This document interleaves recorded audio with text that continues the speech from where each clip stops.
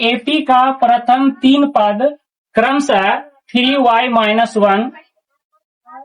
3y + 5 और 5y + 1 है तो y का मान निकालें। किसका मान निकालें? y का मान निकालें। तो यहाँ पे देखिएगा हम लोग y का मान निकालने के लिए बोल रहा है। ये समांतर श्रेणी से आपका प्रश्न है। किस प्रश्न है? समांतर श्रेणी से। तो यहाँ पे हमको क्या करना है, यानी y का मान ज्ञात करना है। तो यहाँ पे आपको क्या करना होगा, डिफरेंट से आपका निकलेगा। क्या से निकलेगा? डिफरेंट, यानी सार्वय अंतर या पदांतर से। तो यहाँ पे हमको क्या करना है, t1 का वैल्यू ले लेना है। क्या? तो t1 का वैल्यू हमको दिया है 3y-1 दिया है। 3y- क्या दिया है? 1। और t2 का जो वैल्यू दिया है, यानी दूसरी संख्या का जो वैल्यू दिया है, वो दूसरी संख्या का वैल्यू दिया है 3y + 5 दिया है। तो यहाँ पे 3y + 5 ले लिए। और t3 का वैल्यू यानी तीसरी संख्या, t3 मतलब तीसरी संख्या, तीसरी संख्या मेरा क्या दिया है, तो 5y + 1 दिया है। ठीक है ना। और किसका मान ज्ञात करना है, तो y का। तो यहाँ पे y बराबर हमको क्या कर देना है, डॉट और वाट, यानी y का मान हमको ज्ञात करना है। ठीक है ना।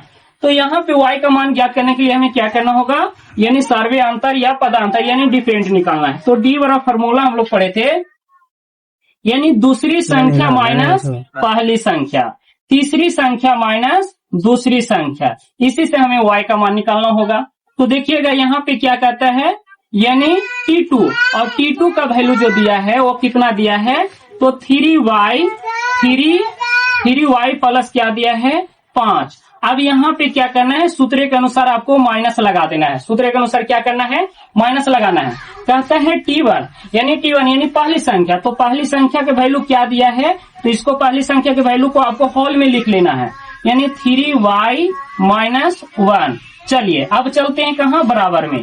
अब यहाँ पे आपको क्या कर रहा है, तीसरी संख्या माइनस दूसरी संख्या, यानी t3 - t2।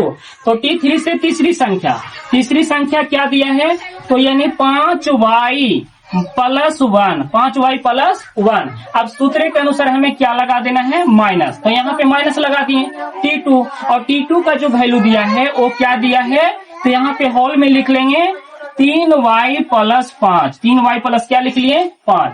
अब हमको करना क्या है, तो देखिएगा अभी यहाँ पे क्या करेंगे, देखिएगा ये 3y + 5 का 5 रखिए, जहां तक ये होल है तहां तक इधर से माइनस से आपको क्या कर देना है, गुना। तो ये प्लस में है और इधर से माइनस, तो माइनस गुने प्लस करेंगे, माइनस, और 3y का ये क्या होगा, 3y होगा। फिर माइनस गुने माइनस करेंगे तो क्या होगा, प्लस, और ये 1 का आपका 1 ही रह जाएगा। 1 का क्या रह जाएगा, 1 ही। अब आते हैं बराबर में। अभी देखिए 5y का 5y ही रहेगा, प्लस 1 का प्लस 1 ही रहेगा। जहां तक ये होल है तहां तक हमें क्या से गुना करना है, माइनस से। यहाँ पे इंटू छिपल है, इंटू मतलब क्या होता है, मल्टीप्लाई। तो यानी माइनस गुने प्लस करेंगे क्या होगा, माइनस होगा। और 3y का 3y, अब माइनस गुने प्लस करेंगे तो माइनस होगा, 5 का क्या होगा, 5। अब यहाँ पे करना क्या है, तो देखिएगा अब यहाँ पे क्या करेंगे, तो 3y प्लस में है, यहाँ पे 3y क्या में है, माइनस में। तो प्लस और माइनस क्या होता है, घटता है। तो प्लस और माइनस, तो 3y में से 3y को घटाएंगे तो मेरे पास कुछ नहीं बचेगा, ये 3y से 3y क्या हो गया, कैंसिल हो गया। अब यहाँ पे क्या बचा, 5, यहाँ पे क्या बचा, 1।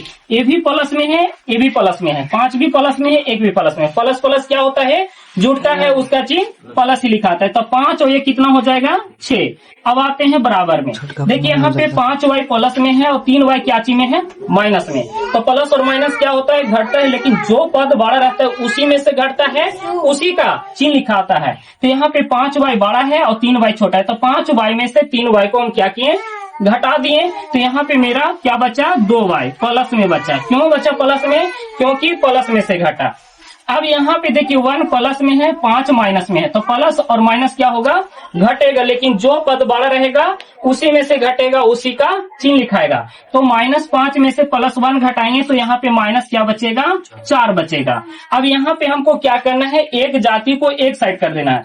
तो एक जाति को हम एक साइड करेंगे तो देखिएगा ये 6 का 6 ही रह जाएगा, 4 माइनस में है, हम इसको ये साइड लेकर आएंगे बराबर में, तो ये क्या में बदल जाएगा, प्लस में। अब बराबर में क्या बच गया, तो 2y, क्या बच गया, 2y। अब यहाँ पे हम क्या सकते हैं, यानी कि 6 और 4 को जोड़ते हैं तो 6 और 4 कितना हो जाता है, 10 हो जाता है, बराबर में 2y। अब यहाँ पे हमको क्या करना है, 2 और y के बीच में क्या छिपा हुआ है, इंटू। इंटू मतलब क्या होता है, मल्टीप्लाई यानी गुना। तो यहाँ पे गुना है, यानी 2 जो है से आपका गुना में है, तो इसको इस तरह से हम लिख सकते हैं, यानी 10/2, 10/2, यानी 2 आपका गुना में था, बराबर में आया तो क्या में बदल गया, भाग में। तो यहाँ से आपके पास क्या बचा, y।